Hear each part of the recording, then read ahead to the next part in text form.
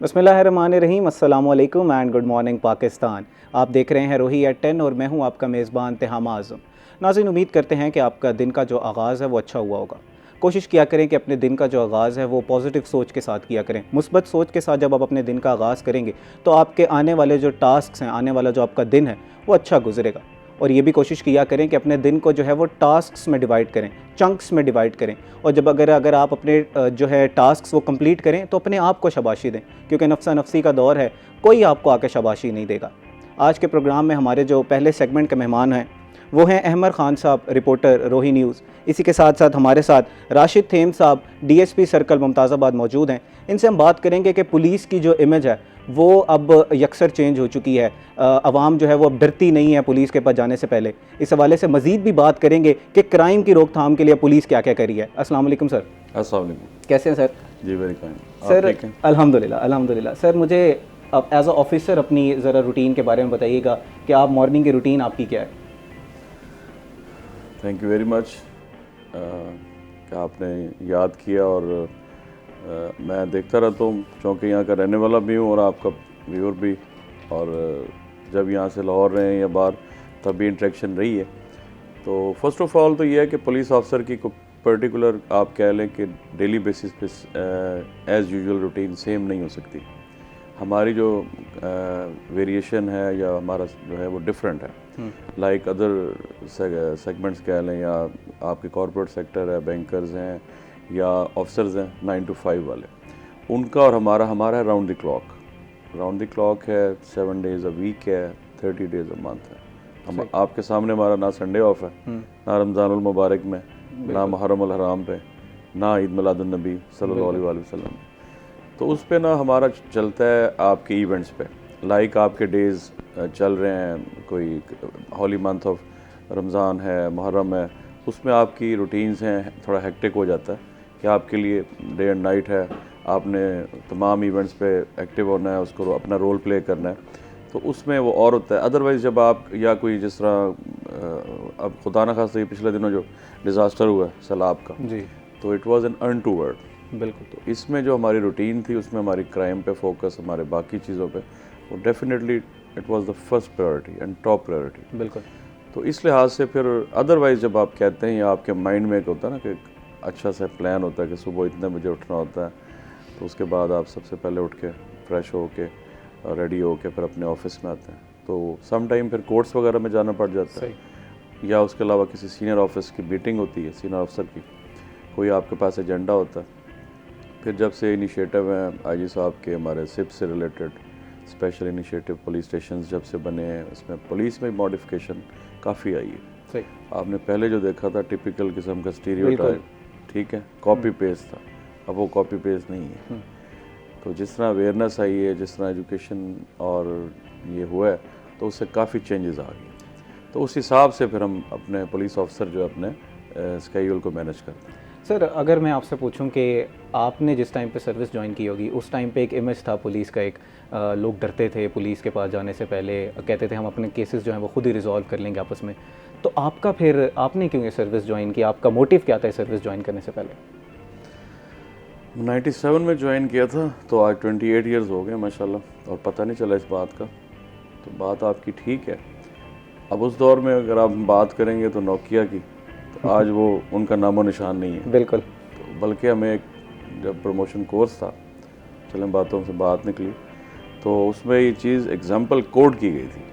हमें एक बंदे को दिखाया गया, बड़ा वेल ऑफ है, स्लाइड्स चली हैं, बड़ा रिच है, बड़ा उसकी सारी वाइब्स आ रही हैं और उसके एसेट्स शो किए जा रहे हैं, उनका सब कुछ दिखाया जा रहा है। उसके बाद अगली ही स्लाइड में दिखाया कि वो बंदा रो रहा है, सर पकड़ के बैठा हुआ है, नाम नहीं लूँगा कंपनी को, आपका वो है 100 मामला।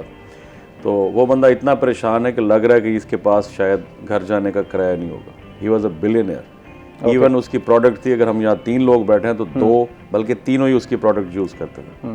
कि उसमें क्या था कि 2004 में जब से इस मोबाइल की टेक्नोलॉजी चेंज हुई, मॉडिफाई हुई, बिल्कुल। तो उसने कहा नहीं मैं हूँ, मैं फलां हूँ, मेरा तो ये चीज़, अपने आप को रिवैम्प नहीं किया। यस, जो रिवैम्पिंग है ना वो बहुत ज़रूरी है। बिल्कुल। इन एवरी एस्पेक्ट मैं कह रहा हूँ, in every profession, in every age and everywhere, वो आपकी मस्ट है। अच्छा सर, मुझे बताएं कि जो आपका सर्कल है मुमताज़ाबाद, या एज अ इन जनरल जो पुलिस है, आपके पास अब केसेस किस तरह के रिपोर्ट है? जिस तरह आप कह रहे हैं कि अब जो है वो मुआशरा जो नोकिया के मोबाइलों से निकल के ये हमारे पास जो है वो जदीद टेक्नोलॉजी आ चुकी है, तो आपके जराइम किस तरह के? आपके पास छोटे बच्चों के पास गैजेट्स हैं, बिल्कुल जो हम कभी कंप्यूटर पे देखा करते थे, आपके बच्चों के पास टैब है। बिल्कुल फिर नॉर्म्स भी चेंज हो गई ना। बिल्कुल वाले साहब घर आते थे, हम लोग चारपाई के नीचे घुस जाते थे, डर अब्बा जी जाते आ थे। रहे हैं। अब अब्बा जी को हलाकू खां तो नहीं थे, लेकिन एक नॉर्म्स थी। बिल्कुल आज आप अपने बच्चे से टीवी का रिमोट लेके चैनल नहीं चेंज कर सकते। बिल्कुल ऐसे ही। ठीक है, हमारे होते हुए टीचर ने अगर मारा है तो घर नहीं बताते थे हाँ कि जी। बाप दो और लगाएगा। बल्कि पेरेंट्स ये कहते थे खाल आपकी और बच्चा हमारा। हाँ जी। बिल्कुल आज आप कहें बच्चा आके घर कहता तो आप टीचर चेंज कर देते। बिल्कुल ठीक है, बिल्कुल सेम लाइक इस तरह क्राइम की जो वेव्स हैं, क्राइम के बारे में आपने पूछा, तो क्राइम आपके इस तरह का है कि क्राइम अगेंस्ट प्रॉपर्टी है, क्राइम अगेंस्ट पर्सन है, सोशल इवल्स हैं।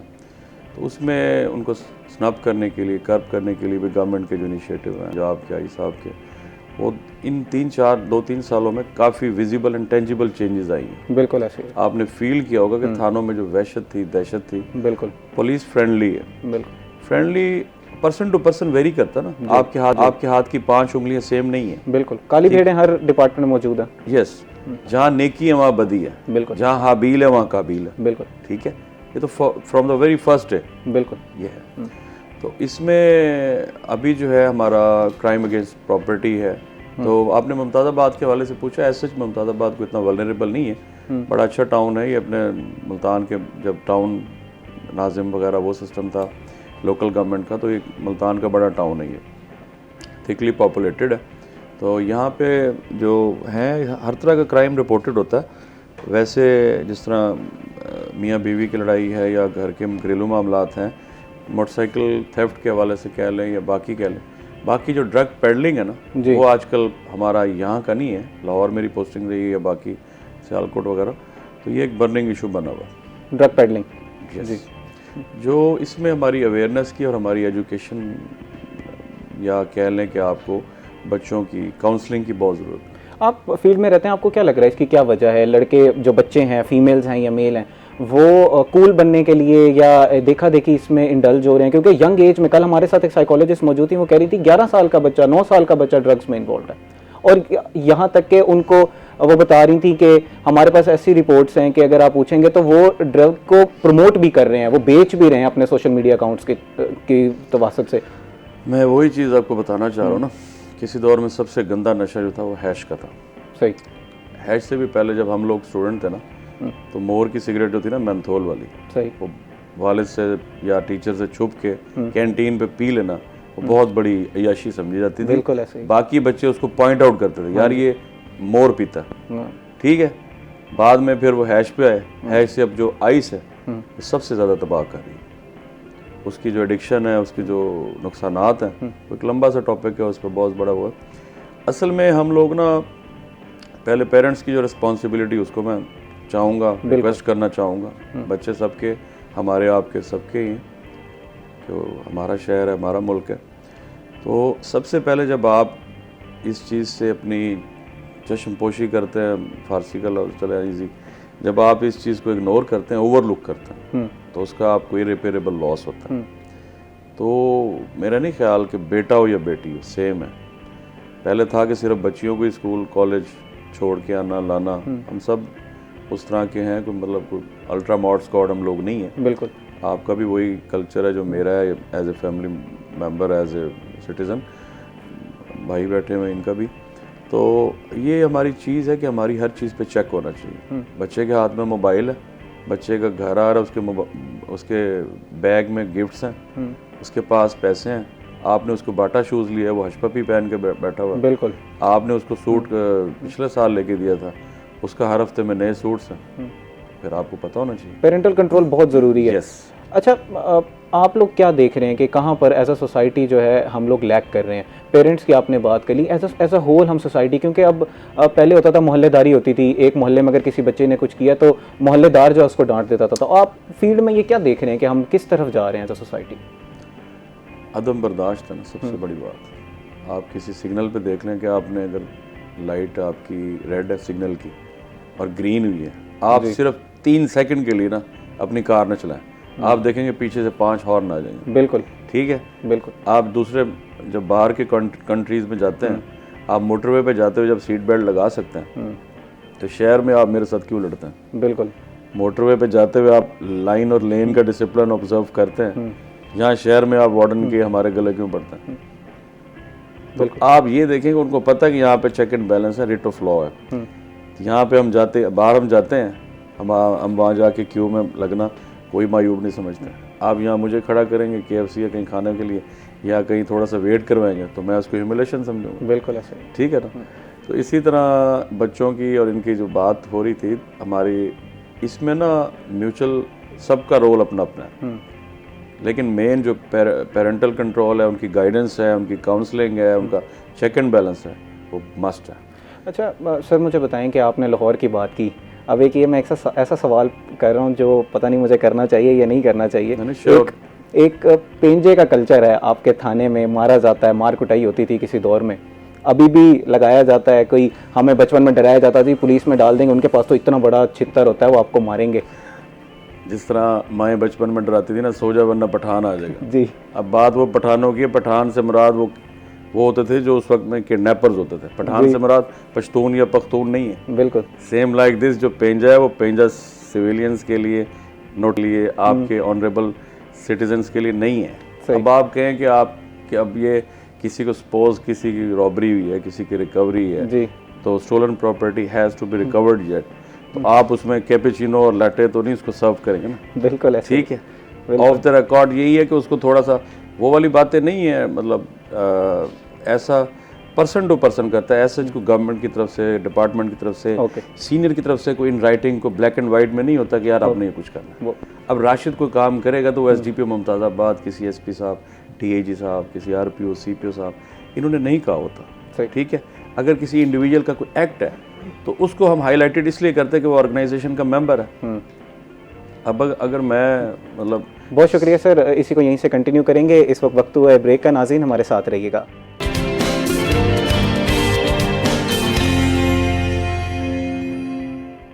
वेलकम बैक नाजरीन। हम ब्रेक से पहले DSP साहब से बात कर रहे थे क्राइम के हवाले से, पुलिसिंग के हवाले से। इसी हवाले से हमारे साथ अहमद खान साहब मौजूद हैं जो कि सीनियर रिपोर्टर हैं रोही न्यूज़ के। उनसे पूछते हैं कि सर आपकी जो है बीट वो क्राइम की बीट है और आप फील्ड में काफ़ी अरसे से हैं, आप किस तरह पुलिस के किरदार को चेंज होता हुआ देख रहे हैं with the passage of time?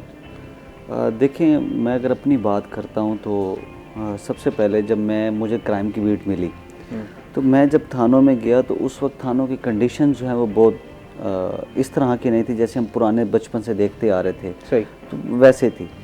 Initiative लिया गया वज़ीर आला पंजाब की तरफ से, IG पंजाब की तरफ से एक इनिशिएटिव लिया गया तो थानों को जो है वो सिप्स बनाया जाए, उनको खूबसूरत बनाया जाए, मॉडर्न बनाया जाए। आज अगर हम थानों में जाते हैं तो सबसे पहले हमें माहौल मिलता है घर जैसा, वहशत तारी नहीं होती। ठीक है। अगर हम मुल्तान में बात करते हैं तो तमाम तकरीबन 34-35 थाने हैं मुल्तान में, ख़वातीन अगर मिला के हम बात करते हैं तो उसमें 3-4 थाने ऐसे हैं जो ऐसे लगता है कि वहाँ पर लोग शादी की मूवीज़ जो हैं वो भी फ़ोटोग्राफी भी करने जाते हैं। तो इस तरह से अगर हम माहौल की तब्दीली के हवाले से बात करें तो ये माहौल की तब्दीली हो रही है, क्योंकि लोग अब थाने के अंदर अपने आप को ये तसव्वुर करते हैं कि हमें इंसाफ मिल रहा है। अब अगर हम DSP साहब की बात करते हैं, ये सुबह से ही ऑफिस होते हैं। सही। और रात तक इनकी ड्यूटियां भी होती हैं, पूरी पूरी रात इन्होंने मुख्तलिफ थानों में जाके गश्त करनी होती है, चेक करना होता है कि किसी को कोई मसला तो नहीं है। पहले ये चीज़ें हमें नहीं देखने को मिलती थी। अगर हो सकते इनकी रात को ड्यूटी होती तो इस वक्त ये प्रोग्राम में ना बैठे होते। बिल्कुल। तो ये चीज़ होती है। मतलब कि थैंकलेस जॉब है। लोग जिस मोहब्बत से बुलाया तो हम बहुत शुक्रिया सर आपका। तो इसमें ये कहने का मतलब ये है कि माहौल काफ़ी हद तक तब्दील होता जा रहा है। साइलिन जो आते हैं थानों के अंदर, पहले वो तफ्तीशी सुनता है, ये SHO सुनता है, अगर उससे भी वो मुतमईन नहीं होते तो उसी थाने में बैठे हुआ DSP जो होता है वो सुनता है। मतलब कि साइल को जो है वो फौरी तौर पर मुतमईन करना है। उनका मतलब ये नहीं है कि साइल को बस सुन के उनको भगा दो थाने से, अब ऐसा नहीं है। अब अगर कोई कंप्लेन हुई है, दर्ज हुई है, तो उसका बार बार फॉलो अप लिया जाता है कि ये चीज़ हमने कंप्लेन हुई है तो इसका फॉलो अप क्या होता है। मैं एक चीज़ ऐड ऑन करना चाहूँगा भाई की बात को ही सेकंड का करूँगा। चेक एंड बैलेंस इस पर 3 स्टेप्स में आ चुका है। ओके। फर्स्ट ऑफ ऑल अगर आप यू फेल टू एड्रेस और redress to a person SDPO level पे, फिर आपके डिस्ट्रिक्ट लेवल पे, ओके थर्ड आपकी CM ऑफिस में, इवन जो आपके वर्चुअल पुलिस वुमेन हैं उस हेड में, वायलेंस अगेंस्ट वुमेन में, इस तरह हमारा वॉक बना हुआ, या ट्रांसजेंडर के लिए थाना जात में जब आप आते हैं वो हमारा विक्टिम सपोर्ट ऑफिसर है। पहले ये बातें बुक्स में पढ़ते थे सही। या मूवीज़ में देखते थे, अब इम्प्लीमेंट हो रहे हैं। इम्प्लीमेंट हो रहे हैं, नई चीज़ आई है। पहले तो लोग एडमिट नहीं करते थे कि वाकई या ये जस्ट इन्होंने क्लिप सर्विस दी हुई, लेकिन अब जो पब्लिक आती है, पहले आप किसी अच्छे बैंक में जाते थे ना, तब आपको वो क्यूमेट्रिक और ये तमाम चीज़ें बिल्कुल ऐसे ही है। तरतीब से बगैर सिफारिश के कि आप सूट पहन के हैं तब भी आपको, अगर आप लेट कमर है तो आपसे पहले वो कुर्ते पजामे वाला अगर पहले आया तो वो पहले सब होगा। बिल्कुल। फर्स्ट सेकंड, हर चीज़ की एक टाइमलाइन बना दी गई है कि क्राइम अगेंस्ट पर्सन में इतना टाइम है, you have to register the case. उसके बाद अगर केस आप रजिस्टर नहीं कर रहे तो उसकी रीज़न देंगे प्रॉपर। उसके बाद गेजेटेड अफसर उसको वेट करेगा। ओके। अगर तो वो सॉलिड रीज़न थी, वेल एंड गुड, अदरवाइज वो जो डिपार्टमेंटल एक्शन के लिए वो बंदा डेलिक्वेंट ऑफिसर जो है वो कसूरवार होगा। ठीक। तो इस पे ये आप कह दें ना कि सिर्फ ये कॉस्मेटिक सर्जरी है, जिस तरह के वर्ड सुनने को मिलते हैं ना, तो हमें ज़्यादा क्रिटिसाइज, लेकिन ऑप्टिमिस्टिक हम इसलिए हमें होना चाहिए। एक अच्छे पुलिस ऑफिसर तनकीद बर्दाश्त करनी चाहिए आपकी इस्लाह के लिए, लेकिन मैं वैसे भी एक अच्छे एज ए ज़िम्मेदार सिटीज़न यही हमारी होती है कि इदारों को बेशक आप तनकीद करें, लेकिन उनकी इंसल्ट मत करें। ये मुल्क आपका है, हमारा है, सबका है। आप में जो बेटरमेंट चाहते हैं, आप अगर मैं आपसे कोई बात कोई है इम्प्रूवमेंट के लिए, तो मैं तन्हाई में करूँगा। जब मैं सब में करूँगा या ओपन करूँगा, फेसबुक पे मसलन कोई आपके को पोस्ट आती है रूटीन में, अब कोई रिकवरी के हवाले से हो रही होती, कोई सीनियर अफसर अगर रिकवरी कर रहा है, तो कुछ जो है, मतलब मैं उनको नेगेटिव नहीं कहूँगा कि उनकी तरबियत ऐसा नहीं है, हमारे लिए सारे काबिल एहतराम है। बिल्कुल। तो आप अगर अच्छी चीज़ है, अपने हिस्से की शम्मा तो आप जला सकते हैं ना। बिल्कुल। आप बिल्कुल आइडियलिज्म का शिकार मत हो। जो चल रहा है उसमें बेटरमेंट की तरफ आप इस तरह बता रहे हैं भाई, गाइड आप नेविगेट तो कर सकते हैं ना, और नेविगेशन ही आपको डेस्टिनी की तरफ लेके जिन डेवलप स्टेट्स को हम देखते हैं वो तकरीबन कोई उनको 1000 साल हो चुके हैं, वो with the passage of time जो हैं वो डेवलपमेंट के प्रोसेस से गुजरे हैं। हमें आज़ाद हुए भी अभी 75 साल हुए हैं। Yes. और हम एक्सपेक्ट करें कि हम पहले दिन से वैसे हो जाएं, तो ये भी एक अनड्यू जो है वो प्रेशर है स्टेट के ऊपर। जब आप मन्नत मुराद मांग के उस कंट्री में जाते हैं, मैं कंट्रीज़ के भी नाम नहीं लेता, वहाँ जाके तो आप बड़े सिविलाइज्ड हो जाते हैं। तो अपने पाकिस्तान में आपको क्या हो जाता है, आपके पेट में ब्लोटिंग होती है या आपको IBS हो जाता है कि आप यहाँ बैठ के जो आप बड़े से बड़े सीनियर, ना आप एज का लिहाज करते हैं, ना रैंक का लिहाज करते हैं, ना उनकी डिग्निटी का लिहाज करते हैं, किसी भी प्रायर टू एनी, मतलब मेरा किसी पर्टिकुलर किसी डिपार्टमेंट या किसी एज या ग्रुप या किसी पॉलिटिकल उस पर नहीं है, ऑन द होल बात कर रहा हूँ। तो वहाँ पे आप जो करते हैं कि हेट स्पीच, हेट मटेरियल,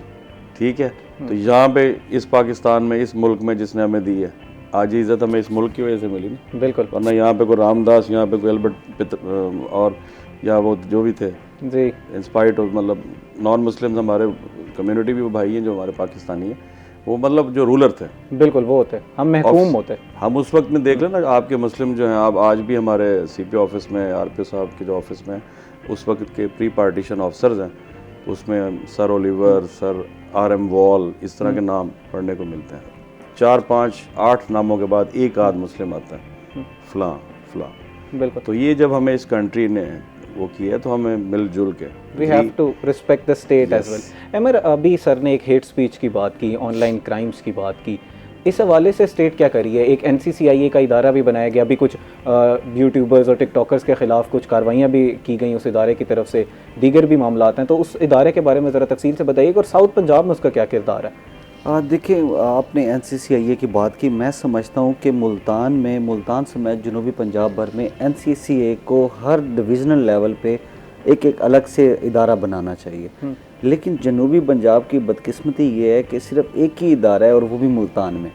और रोज़ाना की अगर मैं उनके डाटे की बात करता हूँ तो रवां साल अब तक 70,000 से ज़ायद दरख्वास्तें इनको मसूल हुई हैं। ओके। 70,000 कोई छोटी बात नहीं है।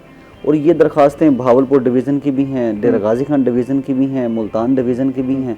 अब जिसने भावलपुर से आना है, भावलपुर का एक रहीम यार खान से भी उसने आना है या खानपुर से आना है, तो उसको सबसे पहले तो जेब में 10,000 रखना पड़ेगा कि मैं वहां से पहले मुल्तान ट्रैवल कॉस्ट उसको इतनी पड़ जाएगी एप्लीकेशन जमा करवाने की। जब एप्लीकेशन जमा होगी उसको एक नंबर मिलेगा। तो ये अगर ऑनलाइन केसेस को देख रहे हैं तो एप्लीकेशन वो फिर फिजिकली क्यों जमा करा रहे हैं, वो ऑनलाइन क्यों नहीं जा रहे? ये ऑनलाइन जो साइबर के हैं ना, तो साइबर में अभी ऑनलाइन इस तरह से नहीं होता, तो साइबर में बाय हैंड आपको उसके कुछ लेजिस्लेशन है जिसके ऊपर उनको एप्लीकेशन मतलब कि स्टाम्प देना पड़ता है, बयान हल्फी देना पड़ता है, आकर उनके नंबर लगवाना पड़ता है, फिर जाके उसके नंबर के बाद एक इंक्वायरी होती है। इंक्वायरी के जब इंक्वायरी लगती है तो उस वक्त एक तफ्तीशी जो है उसको देखता है। तो मतलब कि यहाँ के बहुत से मसाइल हैं NCCIA के। अब तक मैंने आपको 70,000 दरखास्तें बताई हैं जिन पे इंक्वायरियाँ लगी हैं।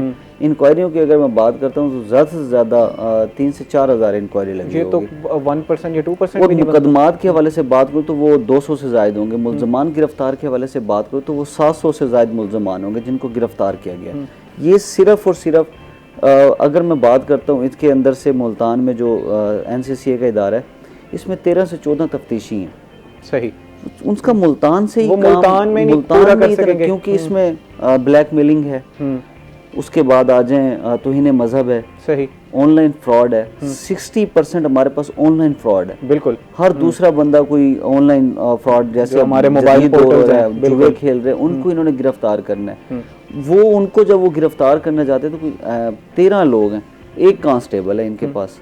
तो इस तरह से तो एक ही थाना है पूरे जनूबी पंजाब का NCCIA। जबकि इस इदारे को बनाने का मकसद ये था कि पुलिस की इससे भी बोझ उतारा जाए और FIA से भी बोझ उतारा जाए, और आप कह रहे हैं पुलिस से अब इनका बोझ जो है, अब तमाम बोझ जो है वो इनका पड़ गया। जो पहले पुलिस FIRs दे रही थी हरासमेंट की या कुछ भी इस तरह से, अब वो पुलिस नहीं देगी, अब वो ये NCCIA का इदारा ही देगा। ठीक है, तो पहले जो है वो पुलिस दे देती थी। तो अब मसाइल सिर्फ शहरियों को पेश हो रहे। रहीम यार खान से अगर देरा गाजी खान से किसी ने आना है तो जाहिर सी बात है सफर। इस पे मज़ीद बात करेंगे। एक हमारे साथ कॉलर मौजूद हैं, अपना नाम बताइएगा जी और कहाँ से आप बात करिए।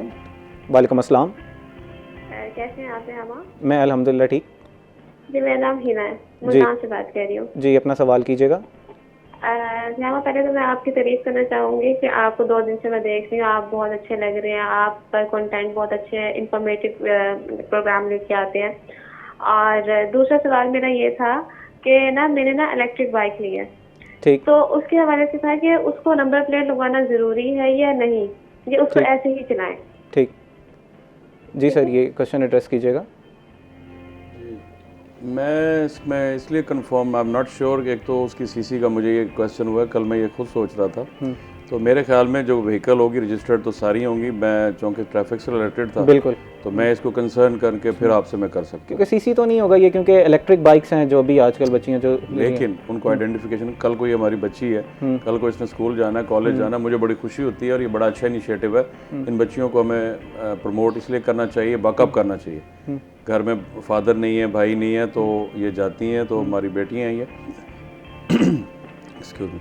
तो इस सिलसिले में अगर तो जो गवर्नमेंट ऑफ पंजाब की पॉलिसी है, तो आई डोंट नो, एक्साइज से रिलेटेड है, ट्रैफिक पुलिस से है, बिल्कुल, तो मैं इसे कंसल्ट करके फिर आपसे वो कर सकता हूँ। अगर ये चोरी हो जाती है तो फिर वो भी ये अब उसकी अगर कोई उसकी कोई जिस तरह कहते हैं ना, इवन आपका कोई कैटल फार्म है, उस पर भी आप प्रॉपर टैगिंग करते हैं, बिल्कुल, ठीक है, बिल्कुल, बफलो नंबर 76। हाँ जी, तो इसलिए मेरा नहीं ख्याल कि इसकी रजिस्ट्रेशन ना हो जी, रजिस्ट्रेशन होगी, उसमें आपका इंजन नंबर, चेसिस नंबर। कल को खुदा ना खास्ता कोई एक्सीडेंट होता है, हिट होती है, अल्लाह ना करे, चोरी होती है, व्हाटएवर कुछ भी है, तो उसको उसका कोई स्टेटस तो हो ना, बिल्कुल, किसी सिस्टम में वो एग्जिस्ट तो करे। रजिस्ट्रेशन लाजमी है। मजीद भी इस हवाले से बात करेंगे। इस वक्त हुआ एक ब्रेक का। नाज़रीन हमारे साथ रहिएगा।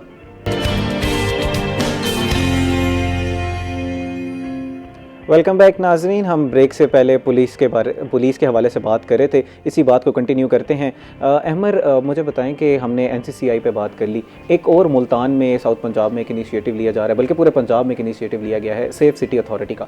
उसके हवाले से ज़रा मुझे बताइएगा कि उसमें कितने इदारे जम हैं और अभी तक क्या वो सिर्फ ट्रैफिक के लिए है या क्या है, वो इदारा है क्या सेफ सिटी अथॉरिटी? सर देखिए, बेसिकली सेफ सिटी जो अथॉरिटी है जी, ये सबसे पहले ना हमारा मुल्तान जो है ना, अभी भी इसको लोग समझते हैं कि ये बहुत बैकवर्ड एरिया है। बिल्कुल, ठीक है, लेकिन अब ये भी बैकवर्ड एरिया से बाहर निकल आया है। बिल्कुल, लोगों को इस बात की समझ नहीं आ रही। अक्सर हमने एक बात सुनी होगी कि लोग कहते हैं कि पाकिस्तान ने तरक्की नहीं की, पाकिस्तान ने तरक्की नहीं की।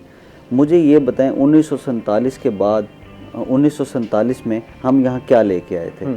उसके बाद अगर हमने आज रोड डेवलप किए, अपने इदारे डेवलप किए, अपनी चीज़ें डेवलप की हैं, तो पाकिस्तान ने एक तरक्की की है ना। ऐसे ही है। आज हम इतने जॉब्स जो हैं, इतने हमारे इदारे, हम सरकारी मुलाजमीन को एक पेज आ रही है, इदारे चल रहे हैं हमारे, सारा कुछ हो रहा है। हमारे पास तो MDA का डिपार्टमेंट भी नहीं था पहले, फॉर एग्जांपल बात कर रहा हूं। ऐसे ही है। ठीक है, हमारी अपनी पुलिस भी नहीं थी।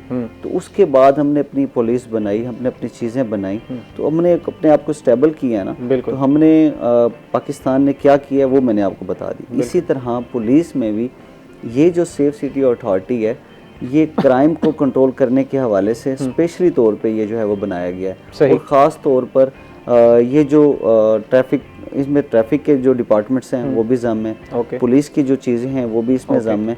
क्योंकि बेसिकली इसका जो क्राइम, जैसे अब कहीं क्राइम हो जाता है, फॉर एग्जांपल कलमा चौक क्राइम हुआ है तो 15 कॉल हुई है, तो उस 15 कॉल के अंदर विदिन 5 से 10 मिनट के अंदर आपको पुलिस रिस्पॉन्स करेगी। पहले ये होता था क्योंकि पहले कॉल 15 जाती थी लाहौर से रिपोर्ट होकर आती थी, लेकिन अब यहाँ पर तमाम चीज़ें यहीं पर होंगी। तो जैसे अच्छा फिर क्या होगा, अगर किसी शहरी ने 15 कॉल किया, वो लोकेशन पूछेंगे कहाँ खड़े हैं आप, तो वो बताएगा जी मैं फलानी मेरी लोकेशन है। उसको उसी कैमरे के ज़रिए से देखा जाएगा ठीक कि इसने इसके साथ जो है वो किस जगह पे वारदात हुई और किसने की। अगर वो वारदात करके कौन से रूट पे गया है तो उसको वहाँ से चेक किया जाएगा और फौरी तौर पे मुलजिम को भी गिरफ्तार कर लिया जाएगा। अब आ जाते हैं हम ट्रैफिक पे। अब ट्रैफिक का क्या है, ट्रैफिक कवानीन पे जो अमल नहीं करेगा उसको तो जाहिर सी बात है चलान तो होगा। जैसे भी सर ने बात की कि अगर हम किसी अदर कंट्री पे चले जाते हैं तो वहाँ पर तो हमें कानून अपनाने पड़ते हैं, बिल्कुल लॉ अबाइडिंग सिटीजन हमें बनना पड़ेगा कि क्यों नहीं अपनाते। ठीक है, अभी जो सेफ सिटी है वो सिर्फ जो इन चीज़ों पे चलानिंग कर रही है, जो हेलमेट नहीं पहन रहे, ठीक, सीट बेल्ट गाड़ियों की नहीं बांध रहे, जिन्होंने काले पेपर गाड़ियों के किए हुए हैं, उन चीज़ों को ना मद्देनजर रख के वो चलान कर रहे हैं। लेकिन इसके बरक्स अगर हम ट्रैफिक पुलिस को देखते हैं, जो शहर में चौकों पे खड़े हैं वो भी चलान कर रहे हैं। अभी तक मुल्तान में कितने हुए हैं सेफ सिटी, अगर आपके पास डाटा हो तो? सेफ सिटी के चलान तकरीबन 8000 से ज़ायद चलान जो है वो लोगों के घरों के अंदर पहुँचा दिए गए हैं। तो जिनके एड्रेस थे उनके एड्रेस के ऊपर चलान गए हुए हैं, क्योंकि अभी जो शहर के जो दाखिली रास्ते हैं, खारजी रास्ते हैं, वहाँ पर ज़्यादा चेक एंड बैलेंस जो है वो की जा रही है। सही। और इसके कैमरे जो हैं वो इतने हाई पोटेंसी हैं कि इंसान गाड़ी के अंदर से बैठ के भी देखा जा सकता है कि सीट बेल्ट उसने लगाई हुई है नहीं। अक्सर लोग करते हैं नंबर प्लेट के ऊपर ना उसका कुछ हिस्से के ऊपर कोई चीज़ लगा देते हैं, बिल्कुल वो ये भी जुर्म चढ़ा देते हैं। ये बहुत बड़ा जुर्म है। सही। अब जाहिर सी बात है कि जो गाड़ी गुजर रही होगी तो वहाँ से सीसीटीवी वाले वो सीसीटीवी देखेंगे, सीसीटीवी कैमरे के जरिए, तो वहाँ पर अगर उनकी नंबर प्लेट के ऊपर कोई चीज़ होगी, एक बार आई, दूसरी बार आई, तीसरी बार आई, तो वो उसको उसी वक्त मुतलका पुलिस स्टेशन कॉल करेंगे, ये फलां चीज़ आ रही है, गाड़ी है, ये बाइक है, इसको रोक के इसको चेक करें फौरी। तो इस तरह से ये चीज़ें हम भी मतलब कि ये पुलिस डिपार्टमेंट भी आहिस्ता आहिस्ता अपने आप को मॉडर्नाइज कर रहा है अपने आप को।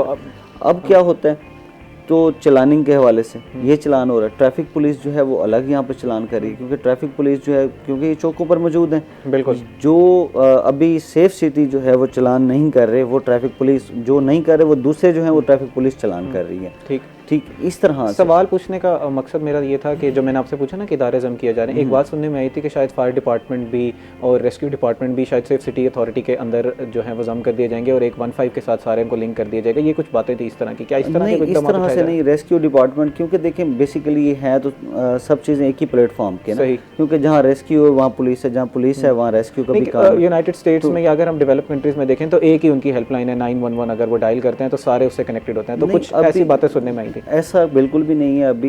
अभी जो है वो सब अलग अलग हैं, क्योंकि इनका सब कुछ अलग है, रेस्क्यू का सब अलग है, पुलिस का सब कुछ अलग है। सिर्फ ट्रैफिक और पुलिस जो है वो अभी इन चीज़ों को देखेगी और साथ में जो है मुख्तलिफ जो जराइम हो रहे हैं क्रिमिनल, जैसे मैंने भी आपको बताया, तो फौरी तौर पर उसकी निशानदेही भी करेंगे ताकि क्रिमिनल को फौरी तौर पर गिरफ्तार किया जा सके। अच्छा, आपने सैलाब को भी बहुत एक्सटेंसिवली, हमारे कुछ रिपोर्टर्स हैं जो 24-24 घंटे रह के सैलाब की हालात में उन्होंने रिपोर्टिंग की, उनमें से आप एक हैं, आपने बहुत ज़्यादा एक्सटेंसिवली कवर किया सैलाब को। अगर आपसे मैं बिलखसूस पूछूं कि वहाँ पर जो क्राइम के वाक़यात हुए हैं उनको किस तरह टैकल किया गया पुलिस की जानिब से, इंतज़ामिया की जानिब से, क्योंकि हम एक बेहिस कौम हैं, हमने ऐसे मामला एक इस तरह के भी जो हमारे पर कुदरती आफत आई है उस टाइम पे भी हमारे क्राइम जो है वो नहीं रुक सके, लोगों ने वहाँ पर लूट मार किया। तो इस हवाले से ज़रा पुलिस का किरदार भी बताइएगा और इन जनरल अवाम का किरदार भी बताइएगा। सर देखिए, पुलिस जो है वो 3-4 जगहों पर जो है वो अपना काम ज़्यादा कर रही थी। एक तो इनखलाक के अमल में भी मदद कर रही थी, बिल्कुल ऐसा ही है। शहरियों को निकाल रही थी। और दूसरे नंबर पे बात यह है कि ये जो आपने बात किया चोरियों के हवाले से, जाहिर सी बात है जब एक इंसान को सैलाबज़दा इलाकों में इन्होंने बार बार कंपेन की कि अपने मकानात, अपने घर जो हैं वो खाली कर दें जी, खाली करके कहीं महफूज मकामात पर जो है वो चले जाएं। कुछ लोग जो थे जिन्होंने अपने सामान जो हैं वो अपने घरों में रख दिए, खुद चले गए। बिल्कुल। क्यों? वो कैसे उन्होंने घरों में रखे? क्योंकि पानी आया रात के वक्त अचानक। हाँ जी, उन्होंने सोचा था कि पानी आएगा ही नहीं, ये इंतज़ामिया या पुलिस झूठ बोल रही है, लेकिन पानी आया अचानक। जब वो अचानक आया तो उनका सामान जो पड़ा था घर, अब ये घर छोड़ के फौरी तौर पे भाग गए। इनकी जानें तो गई बच, लेकिन सामान जो है अब जाहिर सी बात है उसको किसने देखना है? पुलिस वाले इनखलाब में भी मसरूफ़ हैं, गश्त में भी मसरूफ़ हैं, उन्होंने शहर में भी जराइम को देखना है।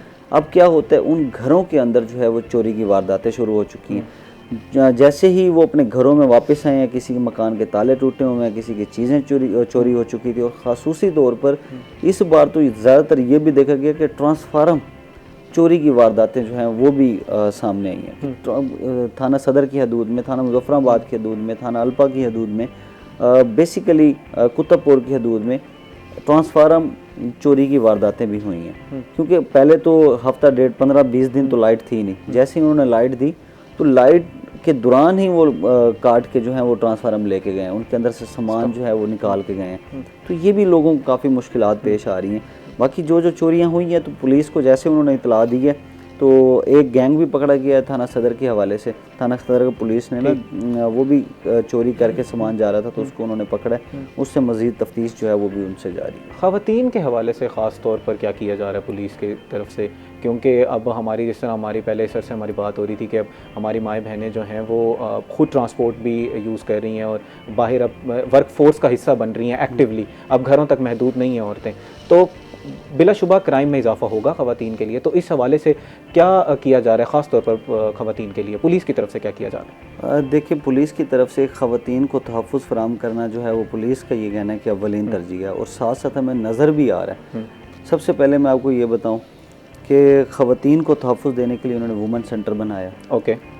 फिर इन्होंने जो है अपनी एक फ़ोर्स बनाई पुलिस की, ठीक, जो स्कूटी के ऊपर जो है वो गश्त करती है सिर्फ ख़वातीन के तहफ़्फ़ुज़ के लिए, जो कि बाज़ारों के अंदर, जो मुख्तलिफ़ चौकों के अंदर वो अहम मकामात पर, जैसे हाँ पिंक करना चाहूँगा उसमें जो स्कूटी टाइप है, जिस तरह वो भी कॉलर ने बताया, तो पुलिस का स्पेशल है लाइक के रमज़ान में रश होता है ख़वातीन का शॉपिंग के लिए अपना बाज़ारों में, तो लेडीज़ की एक्सेस जहाँ पे है वहाँ पे जिस तरह कस्टमर सर्विस पे सेल गर्ल अब होती हैं, सेम ऐसे पुलिस में यह कि मेल इंट्रैक्शन ना हो। सीएम साहबा का इसमें आईजी साहब का इनिशिएटिव था, तो ये मेरे ख्याल लास्ट ईयर से स्टार्ट हुआ था, मैं उस वक्त एस में था, एंटी करप्शन साहब कर रहा था।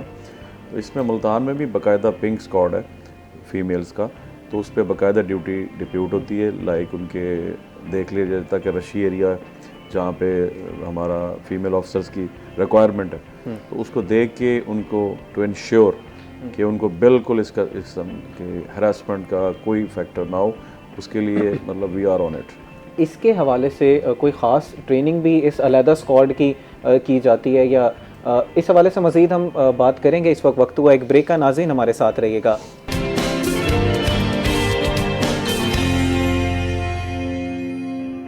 वेलकम बैक नाजरीन। हम ब्रेक से पहले बात कर रहे थे कि पुलिस का जो डिपार्टमेंट है वो ख़ास तौर पर ख़वातीन के लिए क्या क्या कर रहा है। सर आप अपनी बात को कंप्लीट कीजिएगा जो आप स्कूटी के स्क्वाड के बारे में बात कर रहे थे। जी श्योर, तो वहीं से रिज्यूम करते हैं। बात हो रही थी कि देखा गया ना कि फ़ीमेल्स के लिए शॉपिंग एरियाज़ में लाइक या इंस्टीट्यूशंस के बाहर रश होता है, तो इस तरह का तो ज़रूरत महसूस की गई, तो मेल स्टाफ के साथ थोड़ा कंफर्टेबल नहीं होती, होना भी नहीं चाहिए। बिल्कुल। तो इसको देखते हुए फिर सीएम पंजाब और आईजी साहब पंजाब और इनका मशावरत से जो एक इनिशिएटिव लिया गया स्पेशल, वो पिंक इसलिए किया गया कि पिंक लेडीज़ कलर है, फिर इनकी जो बाइक्स है उनका कलर सेलेक्ट किया गया, पूरा इसमें एक मैकेनिज्म है। तो उसमें है कि अल्हम्दुलिल्लाह इफेक्टिवली फिर उनमें यह था कि काफ़ी सारी जो हमारी पुलिस ऑफिसर्स थी वो बाइक ड्राइव नहीं कर सकती थी, बाकायदा उनके लिए लर्न करवाया गया उनको। अभी वो ड्राइव भी करती हैं, वेपन भी होता है, प्लस वो पेट्रोलिंग करती हैं। सर इस पे मज़ीद बात करेंगे। इस वक्त हमारे साथ एक कॉलर मौजूद हैं। जी अपना तारुफ कराइएगा और बताइएगा कि कहाँ से हैं आप। मैं बिहाड़ी से बात कर रही हूँ आमना, और मैं ये कहना चाहूँगी कि आपका शो जो है बहुत अच्छा चल रहा है। बहुत शुक्रिया। और दूसरा मैंने ये पूछना था कि सेफ सिटी प्रोजेक्ट जो लॉन्च हुआ है, तो कल हम देख रहे थे कि एक पैनिक बटन है, तो थोड़ा सा पैनिक बटन के हवाले से बताइएगा और बिहाड़ी में बताइएगा कि क्या सहूलियात फराहम की जाएंगी। जी जी अमर भाई आप इसका जवाब देंगे। बिहाड़ी से सर से बारे में पूछना, क्योंकि सर वहाँ बिहाड़ी से तैनात हो के हैं। ठीक है जी सर। पैनिक बटन का और इस वो जो कॉलर बच्ची है उसके क्वेश्चन में दो बातें। अब शी इज़ फ्रॉम बिहाड़ी, तो मैंने बिहाड़ी में काफ़ी सर्व किया है। जी सर। अहमद साहब जो है वो फरमा रहे हैं बिहाड़ी के हवाले से, वो मैं बाद में करता हूँ। पैनिक बटन ये है in case of any emergency, like जिस तरह कोई खुदा न खास्ता आप देखते हैं कि अनटूवर्ड या कोई ऐसा अलार्मिंग होता है, तो आप बैंक में भी एक पैनिक बटन है, ठीक है। सही। अब वो मैं उसकी टेक्निक नहीं बताता, क्योंकि हमारे जो क्रिमिनल्स हैं वो भी उनको भी पता चल जाएगा। जिस तरह मूवीज़ देख के या इंडियन मूवीज़ या बाकी इंग्लिश मूवीज़ वो देख के उससे गाइडेंस, वो नेविगेशन होती है। तो एक पैनिक बटन को इस हद तक होता है कि व्हेन यू फील पैनिक, तो आप उससे आपकी एक्सेस में होता है, ईजी एक्सेस में, ठीक है जी। आप उसको जब पुश करते हैं तो वो जहाँ जहाँ से आपको हेल्प रिक्वायर्ड होती है वहाँ पे वो जाता है। इस तरह ये सेफ सिटी में भी पैनिक बटन का एक जो है वो जहाँ पे आपको हेल्प रिक्वायर्ड है, urgent and promptly action is required, तो वो they will do the needful and they will reach to you. जी Yes. अमर। ये है कि पैनिक बटन के सेफ सिटी के हवाले से अगर हम बताएं तो ये सेफ सिटी के अंडर में एक बहुत अच्छा इनिशिएटिव है, क्योंकि हमारे जो मेन अहम मकामात पर ख़वातीन सर्व कर रही होती हैं, जो सिक्योरिटी चला रही होती हैं या कुछ भी और होता है, हरासा होती थी, कोई छेड़ रहा है उनको या कोई जो है कोई वारदात हो जाती है खुदा न खास्ता इस तरह से कोई, तो मुख्तलिफ मकामात के ऊपर इन्होंने पैनिक बटन जो है वो लगा दी गए हैं। ओके। अब पैनिक बटन के ऊपर एक कैमरा भी लगाया हुआ है सेफ सिटी ने। ओके। तो उसका काम ये है कि अगर ख़वातीन को कोई मुश्किलात हैं या मसला है तो वो पैनिक बटन फ़ौरन पुश करेंगे,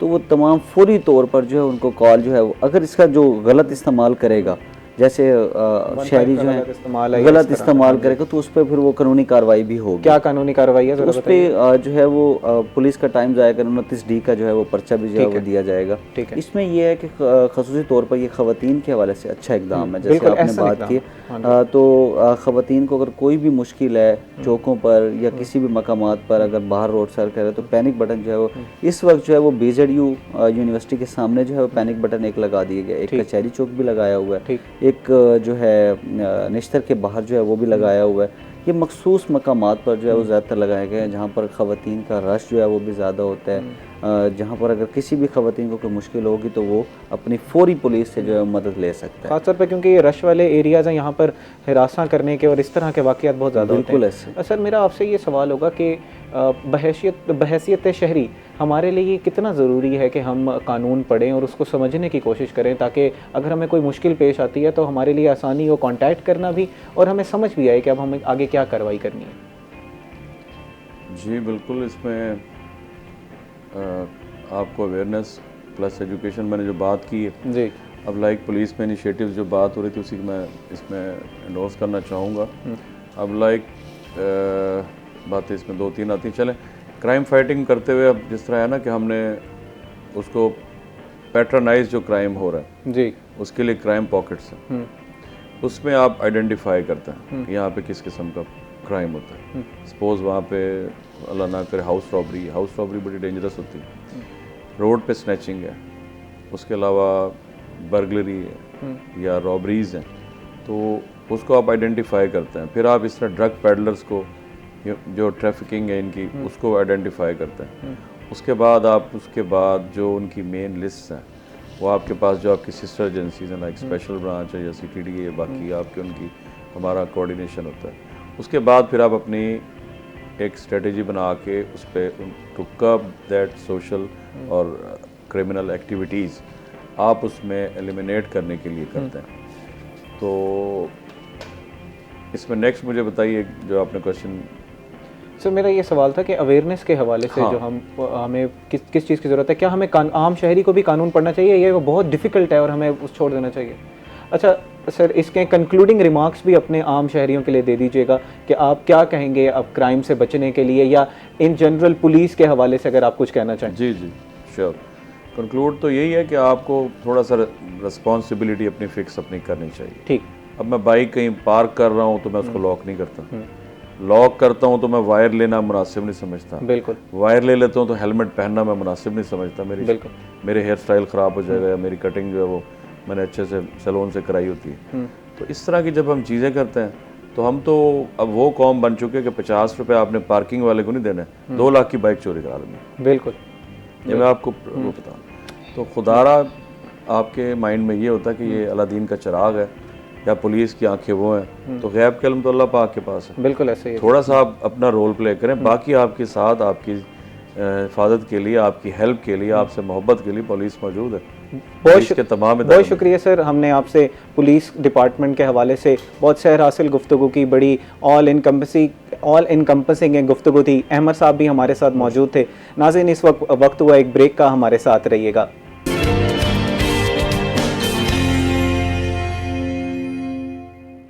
वेलकम बैक नाजरीन। हम प्रोग्राम के पहले सेगमेंट में बात कर रहे थे पुलिस के हवाले से और हमने इसमें बड़ी सहर हासिल गुफ्तगू की, ऑल इनकम्पसिंग गुफ्तगू की। इस सेगमेंट में क्योंकि आज जुम्मे का दिन है तो हम कोशिश करते हैं कि दीन के हवाले से बात करें, लेकिन उससे पहले हमारे साथ हमारे रिपोर्टर मौजूद हैं जो बिलाल यूनुस साहब, जो हमें सब्ज़ियों के रेट्स के बारे में आज हमें तफसीलन बताएंगे कि इस वक्त मार्केट की क्या सूरत हाल है। जी बिल्कुल, सैलाबी सूरत हाल के बायस से मकामी सब्ज़ियाँ ख़त्म होने की वजह से सब्ज़ियाँ दूसरे शहरों और दूसरे सूबे में से आने की वजह से सब्ज़ियों और फलों की कीमतों में महंगाई का राज बरकरार है, जबकि सरकारी रेट लिस्ट और मार्केट रेट में भी खुला तजाद देखने में आ रहा है। इस वक्त जो है वो मार्केट और मंडी में जो है वो सरकारी रेट लिस्ट को मुसलसल नज़रअंदाज किया जा रहा है, जबकि मंडी और मार्केट में आने वाले जो शहरी हैं वो सब्जियों और फलों की कीमतों का से सुनकर जो है वो मायूस जो है वो घरों को वापस लौटने पर मजबूर हो चुके हैं। इस वक्त भी अगर हम कीमतों की बात करते हैं तो कीमतों में सरकारी रेट लिस्ट के मुताबिक हरी मिर्च, प्याज और टमाटर की कीमत में जो है वो आज फिर से इजाफा देखने में आया। हरी मिर्च जो है वो तकरीबन 4 रुपये, जबकि टमाटर 5 और प्याज 2 रुपये फ़ी किलो के हिसाब से आज की रेट लिस्ट के मुताबिक इजाफा हुआ है। प्याज इस वक्त सरकारी रेट लिस्ट के मुताबिक 60 रुपये, टमाटर 145 और हरी मिर्च 94 रुपये फ़ी किलो के हिसाब से मुकर्रर की गई है, जबकि मार्केट में हरी मिर्च इस वक्त 130 रुपये, जबकि टमाटर 200 और प्याज तकरीबन 90 रुपये फ़ी किलो के हिसाब से मार्केट में फ़रोख्त किया जा रहा है। जबकि और दीगर सब्जियों में इस वक्त बुनियादी सब्जियों की बात करते हैं तो बैंगन 160, भिंडी 210 और फली गवारा 170 रुपये फ़ी किलो के हिसाब से मार्केट में फ़रोख्त की जा रही हैं। जबकि और दीगर सब्जियों में सरकारी रेट लिस्ट के मुताबिक बुनियादी सब्जियों में 150 रुपये, फूल गोभी, लहसुन 280 और अदरक 490 रुपये फ़ी किलो के हिसाब से मुकर्रर है। मार्केट में इस वक्त अदरक तकरीबन 550 रुपये फ़ी किलो के हिसाब से, जबकि फूल गोभी 180 और लहसुन 400 रुपये फ़ी किलो के हिसाब से फ़रोख्त किया जा रहा है। जबकि और दीगर सब्जियों की बात करते हैं तो दीगर सब्जियों में इस वक्त जो है वो तकरीबन शिमला मिर्च 200 रुपये फ़ी किलो के हिसाब से मार्केट में दस्तयाब है। फलों की बात कर ली जाए तो फलों की कीमतों में इस वक्त अंगूर और पपीते और अनार का रेट जो है वो सबसे ज़्यादा देखा जा रहा है। अंगूर मार्केट में जो है तकरीबन 600 रुपये फ़ी किलो के हिसाब से अपनी इकसाम के हिसाब से फ़रोख्त किया जा रहा है, जबकि सरकारी रेट लिस्ट के मुताबिक अंगूर का जो रेट मुकर्रर किया गया है वो तकरीबन 380 रुपये फ़ी किलो के हिसाब से मुकर्रर है। अनार जो है वो तकरीबन सरकारी रेट लिस्ट के मुताबिक तो 360 रुपये है, जबकि मार्केट में अनार 550 रुपये फ़ी किलो के हिसाब से दस्तयाब है। जबकि काला कुल्लू सेब 220 रुपये फ़ी किलो के हिसाब से अव्वल का रेट जो है वो मार्केट में मुकर्रर किया गया है, जबकि वो मार्केट में तकरीबन इस वक्त 300 से लेकर 350 रुपये फ़ी किलो के हिसाब से फ़रोख्त किया जा रहा है। इसी तरह और दीगर फलों में इस वक्त देसी अमरूद 200, नाशपाती 500 और चीकू 600 रुपये फ़ी किलो के हिसाब से फ़रोख्त होता नज़र आ रहा है, जबकि पपीता 500 और केला फ़ी दर्जन के हिसाब से मार्केट में 80 रुपये से लेकर 160 रुपये दर्जन दस्तयाब है। जी बहुत शुक्रिया बिलाल, आपने बड़ा तफसीलन जो है वो मार्केट के रेट से हमें आगाह किया। इस वक्त हमारे साथ जो हमारे मेहमान मौजूद हैं उनका तारुफ़ कराता चलूँ। उनका नाम है अलामा यूनुस कादरी साहब। अस्सलाम वालेकुम सर, कैसे हैं सर? जी अल्हम्दुलिल्लाह। सर मुझे बताएं आपके जो दिन का आगाज़ है वो किस तरह होता है, अमूमन आप क्या करते हैं, आपकी क्या रूटीन होती है? सुबह नमाज फ़जर है जी, फ़जर के बाद फिर थोड़ा सा मेडिटेशन कर लेते हैं सही।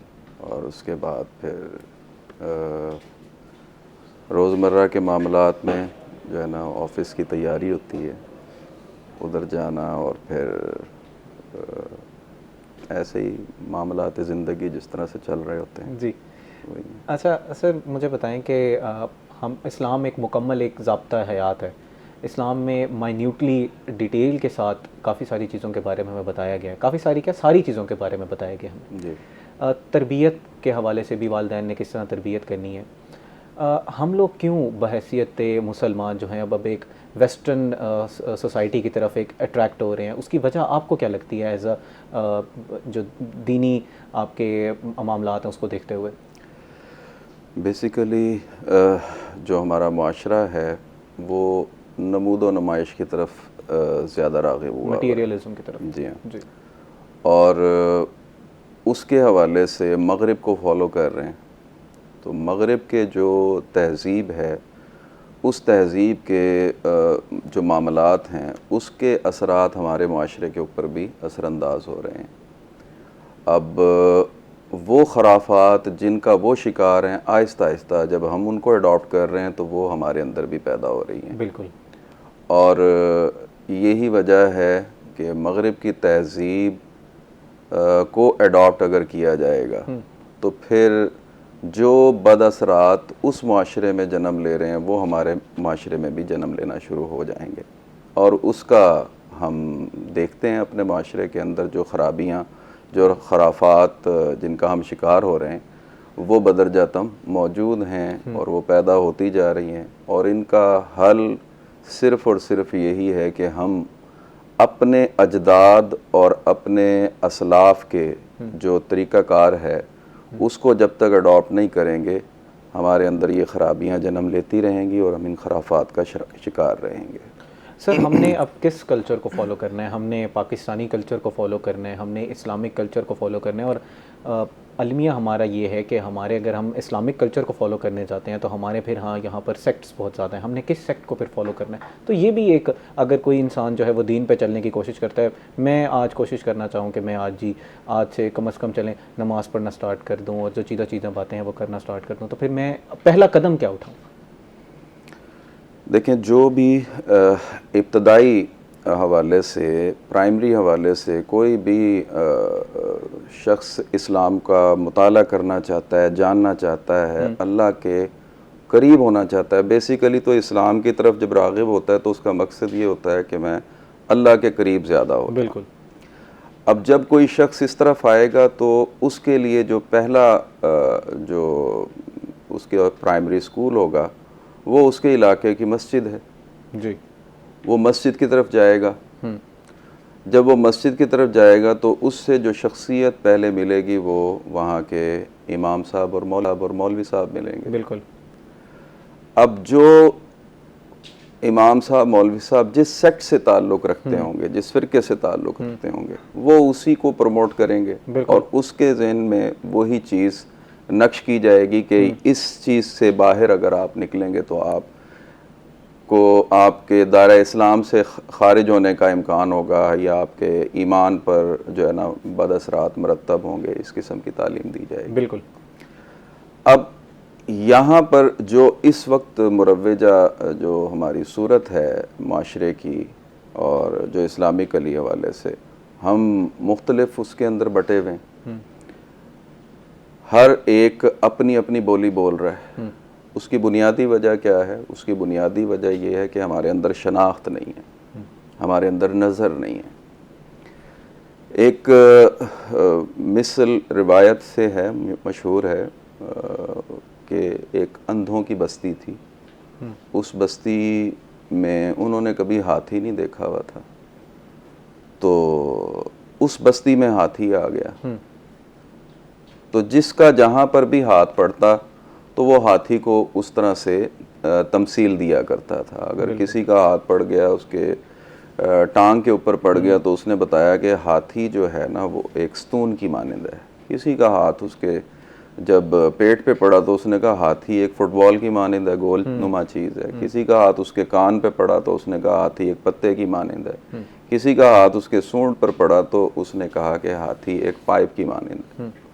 अब हर एक शख्स ने अपनी अपनी तमसील के साथ उस हाथी की डेफिनेशन की, जबकि अगरचे इस चीज़ को देखा जाए तो हाथी इस तरह तो नहीं है जिस तरह से बयान किया जा रहा है। बिल्कुल।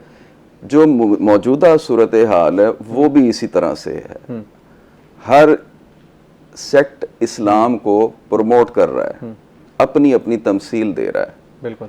और जिसका जहाँ पर हाथ पड़ा हुआ सिर्फ उसी को इस्लाम को जो है ना वो कंसीडर करते हुए बयान करता है, जबकि इस्लाम की ये शक्ल नहीं है। इस्लाम तो एक मुकम्मल ज़ाब्ता है, हिदायत है, ज़ाब्ता इखलाक है। अब वजह क्या है कि आँख नहीं थी, वहाँ पर ज़रूरत थी एक आँख वाले की जो बताता कि इसकी शक्ल कैसी है। बिल्कुल। और यही हमारा डिफ़ॉल्ट है, हमारे माशरे का डिफ़ॉल्ट है कि हम विदाउट जब इस चीज़ के इस्लाम की तशकील और तमसील पेश करते हैं तो जो जिसको हम जो सिखा रहे हैं बता रहे हैं वो उस वक्त तक उस की हकीकत और हकानियत से वाकिफ़ ही नहीं होगा जब तक कि उसके अंदर वो शऊर, वो शनाख्त ना पैदा हो। और यही हमारा डिफ़ॉल्ट है कि हम अपने उस शनाख्त के ना होने की वजह से इस्लाम की जो शक्ल पेश करते हैं उसका इस्लाम से दूर दूर से भी कोई ताल्लुक़ नहीं है। बिल्कुल ऐसे ही है सर। अच्छा बस सर, आपने अभी मेडिटेशन की बात की कि आप जो है सुबह उठ के जो है मेडिटेशन भी करते हैं, तो Islamic way of what is the Islamic way of meditation? हमारे यहाँ अगर हम वेस्टर्न मेडिटेशन की बात करें तो योगा है, या अगर आप कुछ कहा जाता है कि आंखें बंद करके सांस को जी अपने इमेजिन करें कि आप सांस अंदर ले रहे हैं और सांस आप एक्सेल कर रहे हैं, तो फिर इस्लामिक वे ऑफ मेडिटेशन क्या है? नबी करीम सल्लल्लाहु अलैहि वसल्लम की जो ज़िंदगी है उससे हमें ये चीज़ बदरजतम मिलती है। नबी करीम सल्लल्लाहु अलैहि वसल्लम गारे हिरा में जाया करते थे जी। अवाइल में आपका जब सिलसिला था ऐलान नबूवत से पहले भी आप गारे हिरा में जाया करते थे। गारे हिरा में आप तन्हाई में अगर अब भी देखा होगा वहाँ पे वो कितना मुश्किल रास्ता है। बिल्कुल बिल्कुल। और 2-3 घंटे की मुसाफत से जब तय होके वहाँ पहुँचता है तो उस वक्त क्या आलम होगा, उस वक्त क्या तन्हाई होगी और तन्हाई में जाने का मकसद क्या था। ये पहली सुन्नत है नबी करीम सल्लल्लाहु अलैहि वसल्लम की। उस तन्हाई के अंदर आकाए कायनात की ज़ात अपने रब के ज़िक्र से शागिल हुआ करते थे। और ज़िक्र जो है वो उसका तरीक़ाकार है। अगर हम ज़िक्र जहर करेंगे ना ज़रबी अंदाज में या बुलंद आवाज़ में, ज़िक्र जहर को ज़रा एक्सप्लेन कीजिएगा, ये क्या है? बुलंद आवाज़ से ज़िक्र करना जी ठीक। तो वो इस वक्त चूँकि इस माशरे में वो चीज़ें जो है ना वो मौजूद नहीं हैं, इस वजह से वो थोड़ी सी अजीब लगती हैं कि ये शायद कोई नई चीज़ है। ठीक। हालांकि ये वो चीज़ थी जो नबी करीम सल्लल्लाहु अलैहि वसल्लम ने अपने सहाबा को अता फरमाई थी। अच्छा। आका कायनात ने अपने जो उम्मती थे, जो सहाबा थे, उनको जो पहली तालीम दी थी वो ज़िक्र इलाही दी। बिल्कुल जी। अब उसके मुख्तलिफ शक्लें हैं।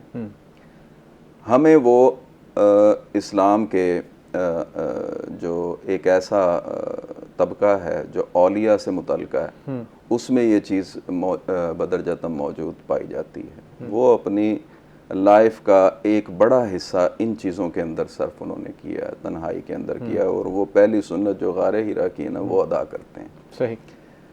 उसमें ज़िक्र के ज़रिए से अपनी जो रूह की बालीदगी और परवरिश है वो की जाती है। ठीक। रूह जब तैयार हो जाती है, रूह जब पावरफुल हो जाती है तो उस वक्त उसके जिस्म पर जो हाकमियत होगी ना उसकी रूह की होगी। अब ये जिस्म मिट्टी से बना है, बिल्कुल पानी और मिट्टी से बना है, तो इस जिस्म की जो का तरियाक है ना जो इसे पाक करता है वो पानी और मिट्टी ही से पाक होता है। अच्छा। और इसकी ग़िज़ा का भी जो बंदोबस्त किया गया है ना वो भी इसी मिट्टी से किया गया है। इसी मिट्टी से जो है ना वो पौधे और फसलें वगैरह पैदा होती हैं, और जो कि इसका जुज़्व बदन बनती है, क्योंकि इसकी खुराक इसी से है। बिल्कुल। इसी तरह जो रूह है वो जिस चीज़ से बनी है उसकी खुराक भी वही है। रूह नूर से बनी है अल्लाह के, तो इसकी खुराक भी नूर है।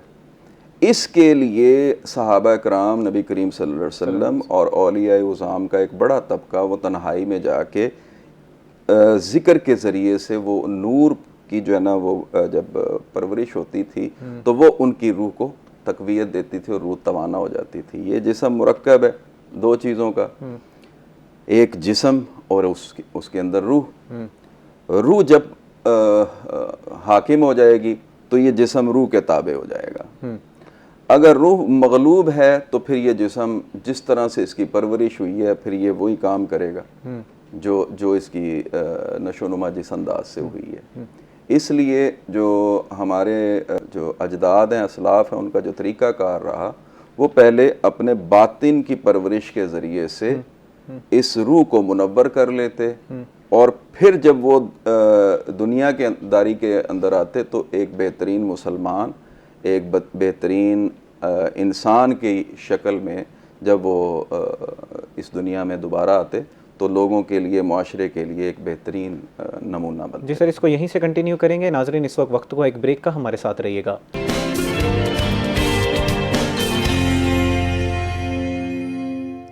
वेलकम बैक नाजरीन। हम ब्रेक से पहले बात कर रहे थे इस्लामिक वे ऑफ मेडिटेशन की, कि इस्लाम में मेडिटेशन किस तरह है। उसी बात को उसी के हवाले से हम मज़ीद कंटिन्यू करेंगे। इस वक्त हमारे साथ जो है महर इमरान मौजूद हैं, जो कि हमें सैलाब की जो तबाहकारियाँ उसके बारे में बताएंगे। जी महर। बिल्कुल, शेरशाह के इलाके गुलाम मुस्तफ़ा के घर में मौजूद हैं। सैलाबी पानी ने जहाँ पे सैकड़ों लोगों के खुशियों को मलयामेट किया, वहाँ गुलाम मुस्तफ़ा की बेटियों की शादी थी, अचानक आने वाले पानी ने सारा कुछ डुबो दिया। इस वक्त वो मेहंदी की तैयारियां थीं। ये मेहंदी की जो टोकरी है ये आप देख सकते हैं, इस घर बह गए। पीछे अभी भी सैलाबी पानी मौजूद है। वो बच्चियां भी यहाँ पे मौजूद हैं, उनसे जानते हैं कि मसलकी में पता लगा साढ़े महीने में शादी थी ते नुकसान की में पता लग गया भी पानी आए। असा रात सुते पिया से ते पानी हर पास सानू लेट आया था ते लेट आए। असा क्या नहीं कश चाह सके, असा वगे गए अपनी जान बचा के। ही महीने में सारी शादी थी। तैयारियां कितनी तैयारियां बहुत तैयारियां सारी, हर चीज़ गिदी पे, मेहंदी दी सारी कुछ गिदी पे आई। लेकिन ही है भाई हूँ हार मेहंदी आई सारी, लेकिन जड़ा है ये आ गया। असा कशा नहीं चाहती, सारी हर चीज़ लुढ़ गई है। टोकरी शोकरी हर चीज़ ओ थी पई, असा सारी हर चीज़ सारी लुढ़ गई है। असा वाला फिर अपनी जान बचाई, लेकिन इन्हों छोड़ दी असा वाल बंसी वधी, लेकिन असा अपनी जान बचाई है। अचानक पता लगा? जी हाँ, अचानक पता लगा है। साकू पता ही कहना ही, मैं अचानक आए कि असा अपनी जान बचा के बैठ गया। सारे मकान हूँ हार ढह गया से, बाकी सामान सारा लुढ़ गया। तेज आई पानी? जी हाँ, तेज आई ढाढा। असा तो वाला असा तो वगे गया से इतना सारा जड़ा असा होना है सारे तो भई थी पी सारी। असा बह नहीं सकते। किथे बैठे अभी पहले? शेरशाह कैंप पे। ये फ्लड कैंप में बैठे हुए थे। मेहंदियों की तैयारियां इनकी पूरी थी, शादी इनकी होने वाली थी, सामान इनका था, सामान सारा बह गया। और वो जो बच्ची हैं आज मुतालबा करती नज़र आ रही हैं कि खुदारा इंतज़ामिया इनको बेसिक सहूलियात फ़राम करे, इनको खाने पीने की जो चीज़ें हैं वो दे। पानी नहीं है इनके पास, इनके दाने बह चुके हुए हैं, इनके कमरे बिल्कुल मकान ज़मीन बोस हो गए हैं। और आज ये जो है एक बेबसी की तस्वीर बनी खड़ी हैं और मुतालबा करती नज़र आ रही हैं कि खुदारा इनको जो है इनको छत फराम की जाए, और इनको जो इनकी खुशियाँ जो कि कुदरती आफत में ख़त्म हो गई हैं, इंतज़ामिया से उन लोगों से ये मुतालबा किया जा रहा है कि इनको इनकी खुशियाँ फराम की जाएँ। इनकी जो शादी का जो सामान था वो मुकम्मल तौर पर बहक चुका हुआ है। इनको अब खाने पीने की जो ज़रूरतें हैं वो नहीं है, वो उनको फौरी तौर पर फराम किया जाए। जी नाज़रीन, अभी आपने देखा कि जहाँ पर सैलाब की वजह से इमोशनल फाइनेंशियल लॉस हुआ है, उस तरह यहाँ पर एक इस तरह के लॉसेस भी हमें देखने को मिले।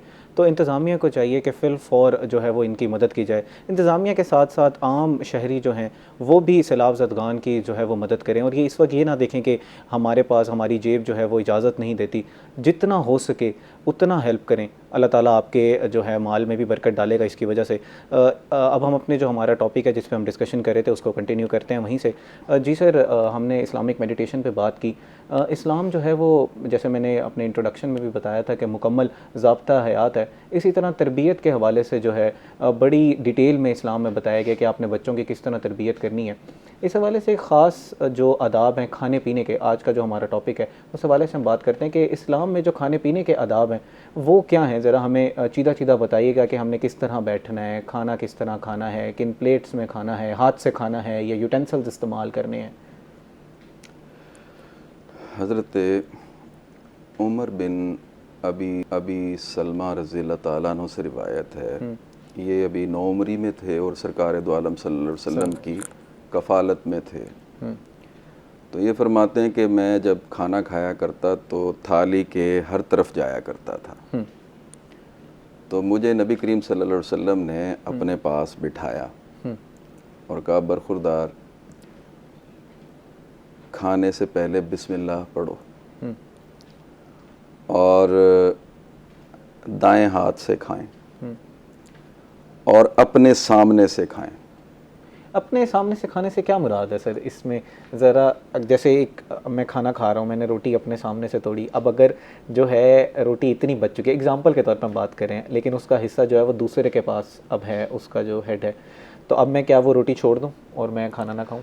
देखें, इसमें जो है ना एक खाने के हवाले से ही है, तो ये एक जो है ना नॉर्मल सी चीज़, बिल्कुल, लेकिन इसके अंदर एक बड़ा दर्स है। एक खाना ही है लेकिन ये एसार भी बन जाता है, ये इंसाफ भी बन जाता है और ये जुल्म भी बन जाता है। अब जुल्म का खाना क्या होगा? जुल्म का खाना ये है कि आप के सामने वाले का भी है ना वो भी आप खा जाएं, तो ये जुल्म का खाना है। इंसाफ का खाना ये है कि आप दोनों में तवाज़न रखें, निस्फ उसका है और निस्फ आपका है, तो ये इंसाफ का खाना है। ईसार का खाना ये है कि अपना हिस्सा भी उसके लिए छोड़ता है। तो खाना तो है, लेकिन आप देखें कि इसी के अंदर जो है ना कितनी हमें तालीम मिल रही है कि एक एसार का जज्बा भी आ रहा है, एक इंसाफ का पहलू भी आ रहा है और एक जुल्म के हवाले से भी हमें पता चल रहा है कि इसमें जुल्म भी हो जाता है।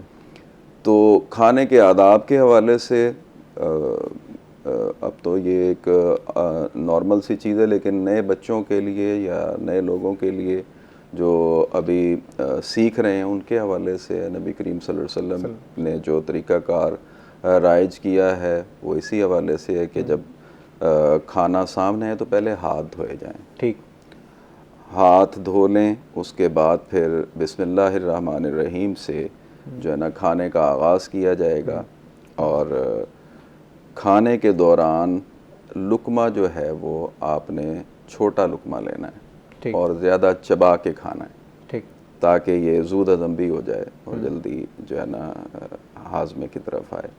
और खाने के दौरान जो बैठने के हवाले से है तो वो मुख्तलिफ रिवायात मौजूद हैं। 4 ज़ानों भी बैठ सकता है, 2 ज़ानों भी बैठ सकता है और एक अगर टांग खड़ी करके बैठना हो, तो ये सारी रिवायात मौजूद हैं। वो आपने अपने हवाले से जो आपकी बॉडी पोस्चर है उसके हवाले से आप मुनासिब समझते हो तो उस तरह खाया जा सकता है। लेकिन सिर्फ ये ख्याल रखना है खाने के दौरान अगर आप ठीक हैं, आपको कोई प्रॉब्लम नहीं है, तो आप बिला वजह टेक लगा के ना खाएं, ठीक, क्योंकि उससे जो पोस्चर बनता है वो खाना हाजमे की तरफ नहीं आएगा। तो ये भी उसके आदाब में से है। उसके बाद अगर आप दरमियान में भूल गए हैं दुआ पढ़ना शुरू के अंदर, तो फिर आप ये पढ़ सकते हैं बिस्मिल्लाह अव्वलहु व आखिरुहु। तो वो अल्लाह के नाम से शुरू है जो अव्वल भी है और आखिर भी है, तो आपका ये उसमें शामिल हो जाएगा। और जिस खाने पे या जिस चीज़ पे अल्लाह का नाम लिया जाता है वो हलाल हो जाती है, और जिस चीज़ के ऊपर अल्लाह का नाम ना लिया जाए तो उसके अंदर शैतान जो है ना वो अपनी दस्तरस ले आता है, उसकी इन्वॉल्वमेंट हो जाती है। खाने के बाद आपने दुआ सर पढ़नी है। यहाँ से बात हम कंटिन्यू करेंगे। इस वक्त नाज़रीन वक्त हुआ एक ब्रेक का, हमारे साथ रहिएगा।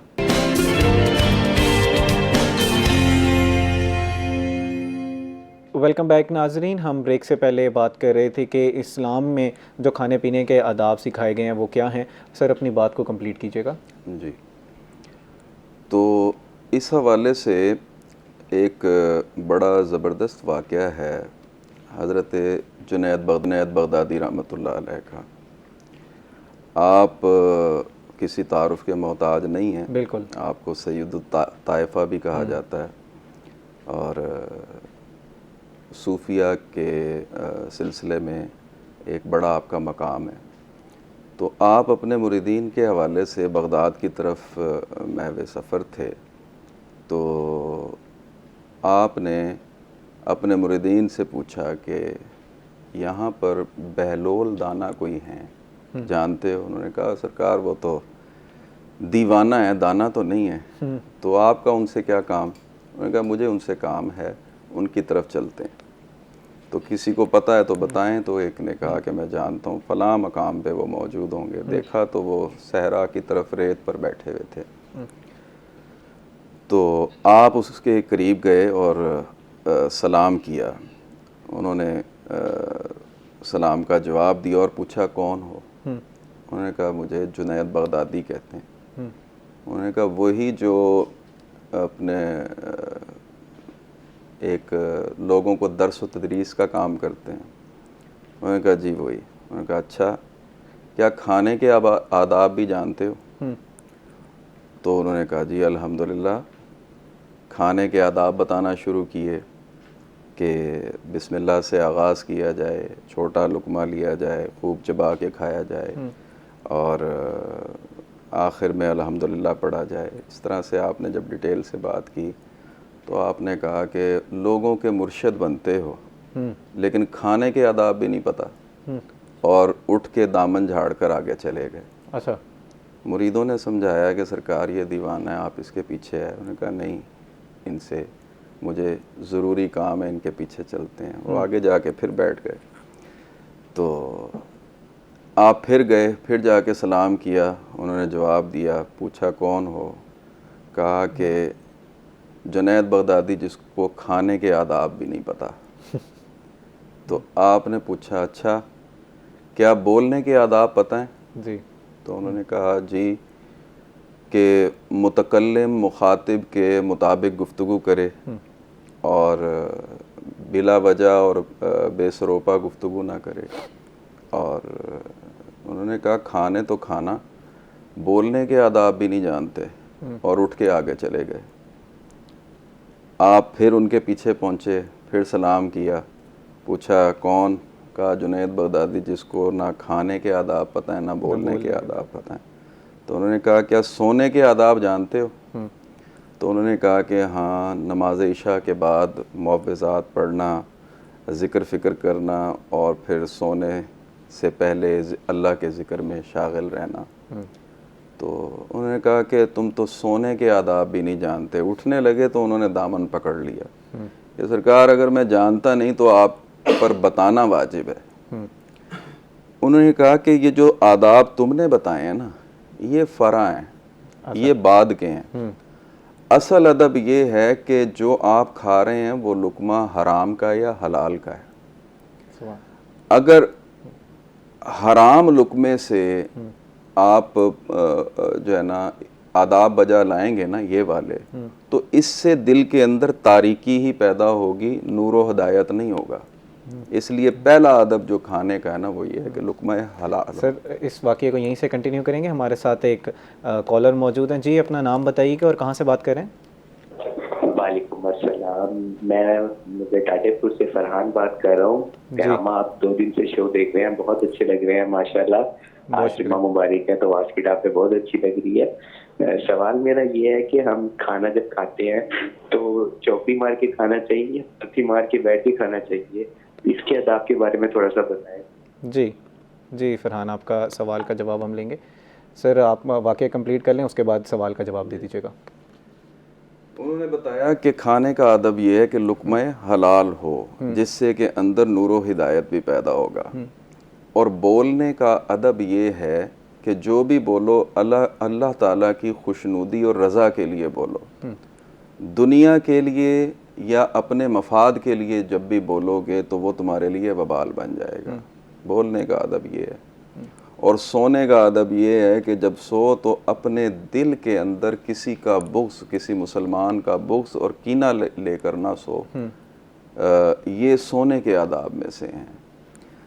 तो ये जो आदाब ज़िंदगी हैं, इनकी एक तो हमारे पास जो तमसील मौजूद है ना, वो ज़ाहिरी है, जो हर तरफ मौजूद है, जिसके लिए ज़्यादा तरद्दुद नहीं करना पड़ता।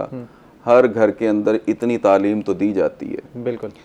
लेकिन असल जो चीज़ है उसकी तरफ नहीं है, जो जिसका ताल्लुक उसके बातिन से है, उसके ईमान से है और उसकी रूह से है।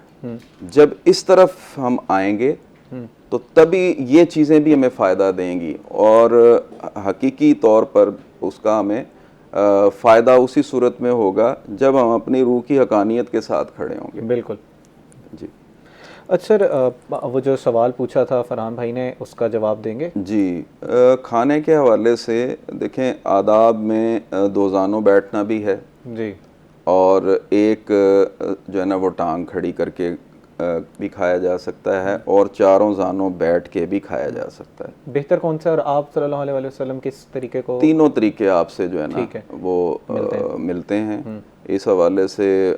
लेकिन जो तिब के हवाले से जो कहते हैं कि वो कि खाना जो है ना वो भूख रख के खाया जाए जी, तो उसके लिए ये है कि आप जब टांग उठा के खाएंगे ना तो उसका जो इम्पैक्ट आएगा ना वो आपके पेट के ऊपर आता है जी, तो वो इसलिए जो है ना कम खाया जाएगा। सही।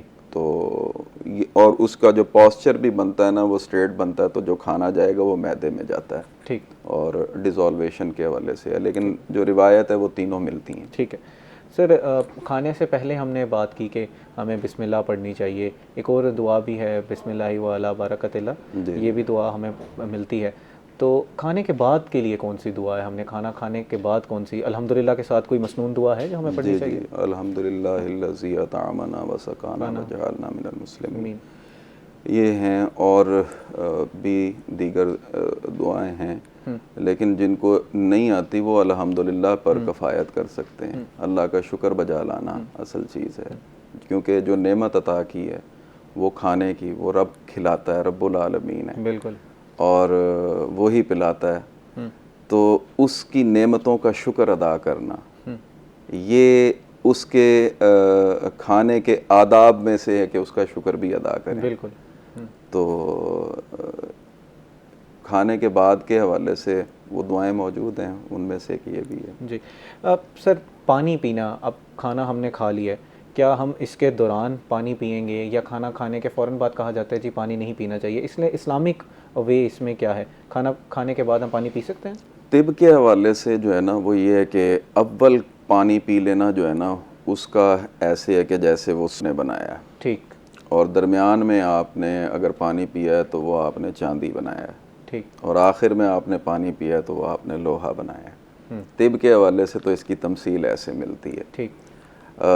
नबी करीम सल्लल्लाहु अलैहि वसल्लम का जहाँ तक है आप की ज़ात अतहर से बाद में जो पानी पीने के हवाले से है ना वो कम पानी पिया गया है। ओके। ये नहीं है कि ज़्यादा पानी पिया जाए। ठीक है सर, इस वक्त नाज़रीन एक वक्त हुआ एक ब्रेक का, हमारे साथ रहिएगा।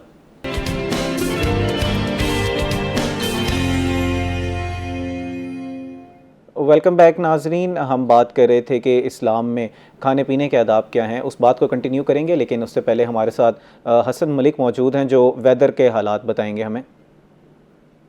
जी, शहर-ए-औलिया मुल्तान और गिरदो नवाह के अगर आज के मौसम के हवाले से बात की जाए तो आज मुल्तान शहर का मतला सुबह सवेरे से ही बिल्कुल साफ़ रहता हुआ दिखाई दे रहा है। सूरज अपनी आबोताब से चमक रहा है और आज सुबह सवेरे से ही गर्मी की शिद्दत भी बढ़ती हुई दिखाई दे रही है। आज अगर शहर के कम से कम दर्जा हरारत की बात की जाए तो आज मुल्तान शहर का कम से कम दर्जा हरारत 27 डिग्री सेंटीग्रेड पर रिकॉर्ड किया गया, जबकि ज़्यादा से ज़्यादा दर्जा हरारत आज शहर और गिरदो नवाह का 37 से 38 डिग्री सेंटीग्रेड तक जाने के इम्कानात ज़ाहिर किए जा रहे हैं। हवा में नमी के तनासुब के हवाले से बात की जाए तो आज शहर में हवा में नमी का तनासुब भी कदरे बेहतर है, जो कि 74% तक रिकॉर्ड किया गया, जबकि एयर क्वालिटी इंडेक्स को देखें तो आज शहर का एयर क्वालिटी इंडेक्स गुज़िश्ता दिनों की निस्बत बदतरीन हद तक आलूदा है, जो कि 136 पॉइंट्स पर रिकॉर्ड किया गया और पाकिस्तान के आलूदा तरीन शहरों में मुल्तान आज चौथे नंबर पर स्टैंड करता हुआ दिखाई दे रहा है। आइंदा आने वाले दिनों के हवाले से बात की जाए तो महकमे मौसमियात की जानिब से ये कहा जा रहा है कि जो ही मानसून का 11वां स्पेल एंड हुआ है तो उसके बाद से गर्मी की शिद्दत बढ़ती हुई दिखाई दे रही है। स्पेशली और स्पेसिफिकली दोपहर के औकात की बात की जाए, दिन के औकात की बात की जाए, दिन के औकात में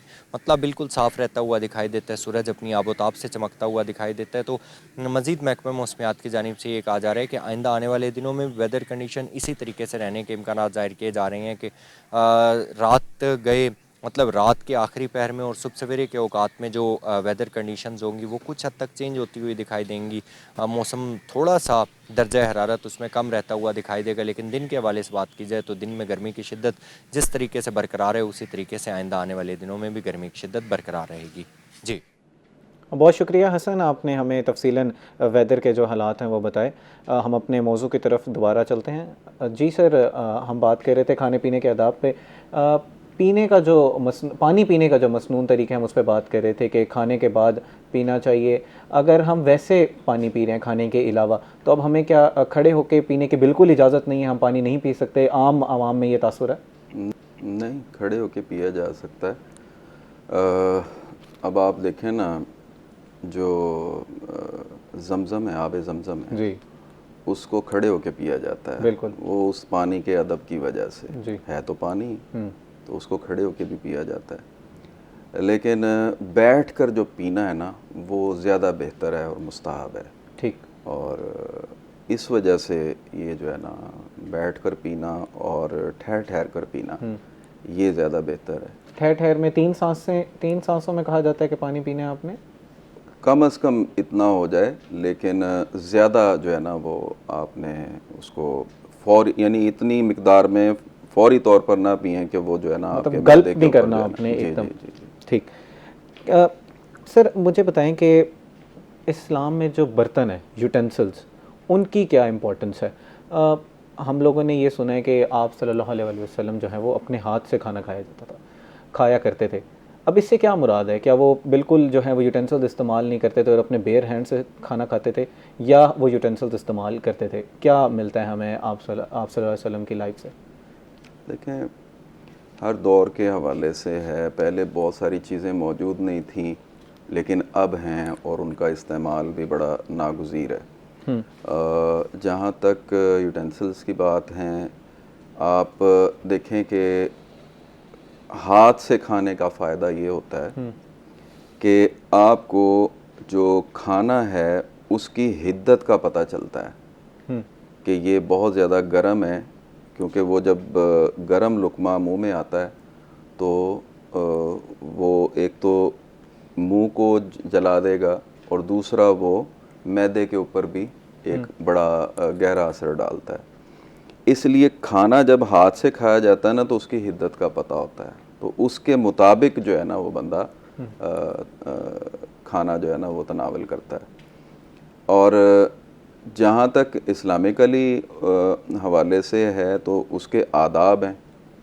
वो बैठ कर खाना है जी, जूता उतार के जी, एक जगह पर, ये आदाब में शामिल हैं और इसके बड़े फ़वाइद भी हैं।